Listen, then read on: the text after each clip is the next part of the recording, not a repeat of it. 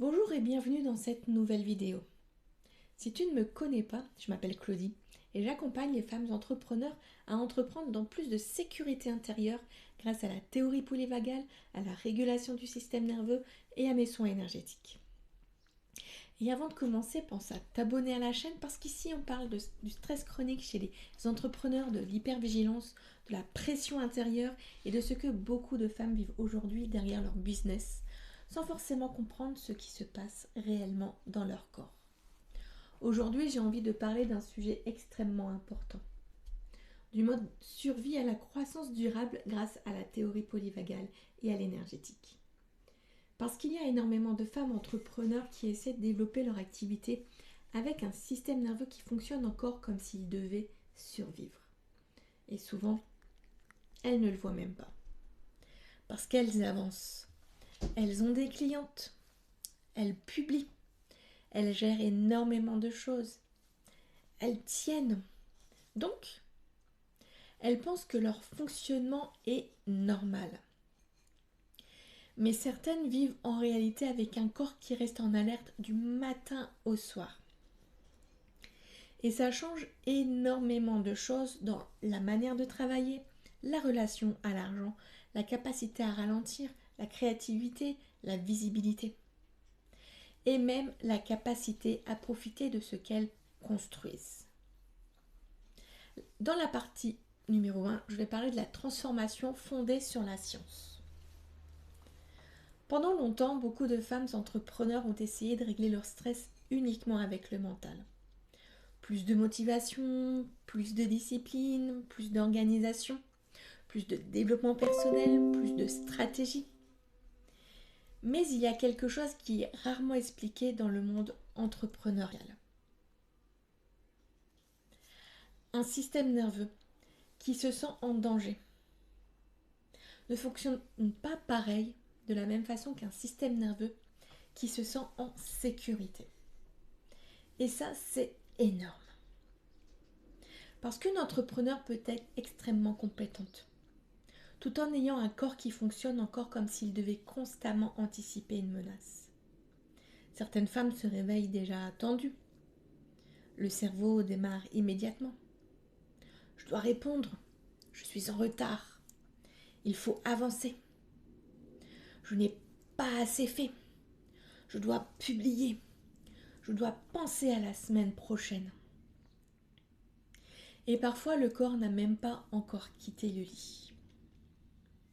Le problème, c'est que beaucoup de femmes deviennent performantes dans cet état. Elles apprennent à fonctionner dans la pression, l'anticipation, dans l'urgence, dans l'hypervigilance. Et à force, elles pensent que c'est leur personnalité. Je suis quelqu'un qui réfléchit beaucoup. Je suis comme ça. J'ai besoin d'être productive. Je fonctionne mieux sous pression. Mais souvent, ce n'est pas juste un trait de caractère. C'est un système nerveux qui s'est habitué à vivre dans l'activation. Et la théorie polyvagale permet justement de comprendre ça. Elle explique comment le système nerveux autonome influence les comportements, les réactions, les émotions, la capacité à ralentir, la sensation de sécurité et même la manière dont une personne construit son activité. Et ça, c'est important à entendre et à comprendre. Parce qu'un corps qui se sent en sécurité ne prend pas les mêmes décisions qu'un corps qui se sent constamment sous menace. Partie 2. Le coût élevé du surmenage chronique. Le problème, c'est que beaucoup de femmes entrepreneurs ne voient le coût réel de ce fonctionnement que très tard, trop tard. Parce qu'au début, elles avancent, parfois même très vite. Elles travaillent énormément, elles gèrent tout, elles encaissent beaucoup, elles tiennent sous pression. Et socialement, ce comportement est souvent valorisé. On appelle ça être ambitieuse, être motivée, être déterminée, être investie. On trouve ça génial, extraordinaire, très motivant. Mais le corps, lui, continue à payer. Et le prix finit souvent par devenir énorme. Certaines femmes n'arrivent plus à dormir correctement. D'autres ont les épaules constamment contractées. Certaines ressentent des douleurs digestives avant chaque lancement.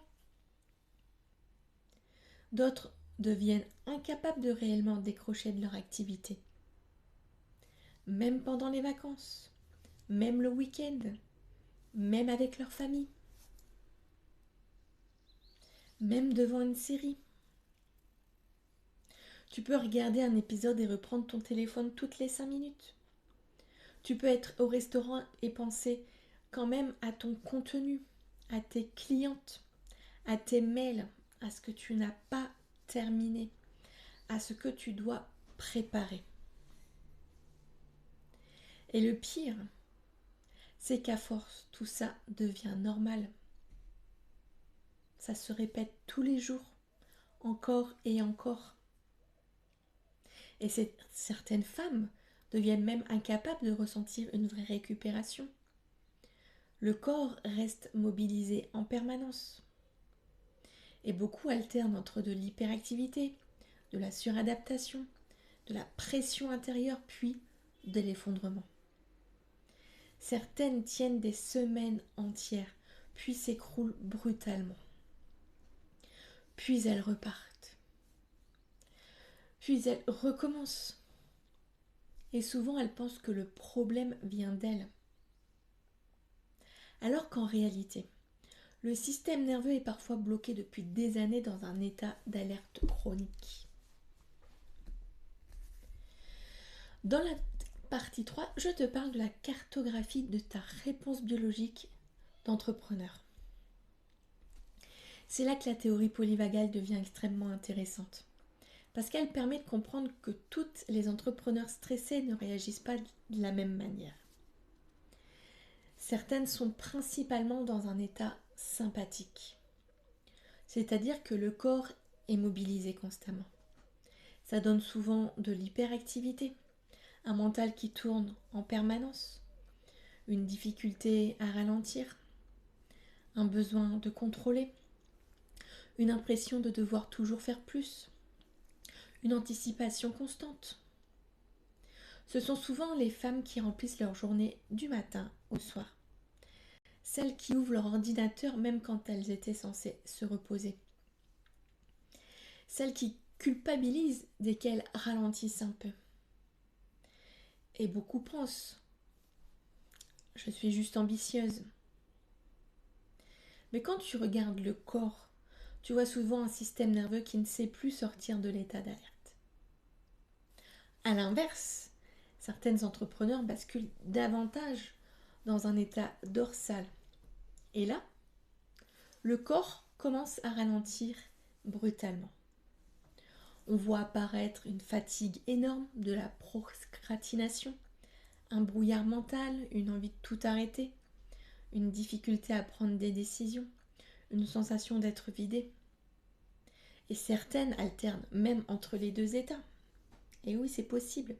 C'est-à-dire de l'hyperactivité pendant plusieurs jours, puis de l'incapacité totale à fonctionner, puis de la culpabilité. Puis elles repartent en suractivation. Et le cycle recommence encore et encore et encore et encore. Ce qui est important de comprendre, c'est que ton état physiologique influence énormément ta créativité, ta capacité à être visible, ta relation au client, tes décisions, ton rapport à l'argent et même ton intuition. Parce qu'un système nerveux qui se sent en danger cherche avant tout la survie, le contrôle et la sécurité immédiate. Pas forcément la stabilité à long terme. Dans la partie 4, je te parle du pont vagal ventral vers une croissance durable. Parce qu'il y a un état dont on parle beaucoup moins dans le business. c'est l'état ventral, l'état de sécurité. C'est l'état dans lequel le corps commence à ressentir davantage de sécurité, de présence, de connexion, de souplesse intérieure. Et beaucoup de femmes entrepreneurs ont presque oublié cet état. Certaines ne savent même plus ce que ça fait de travailler sans pression permanente.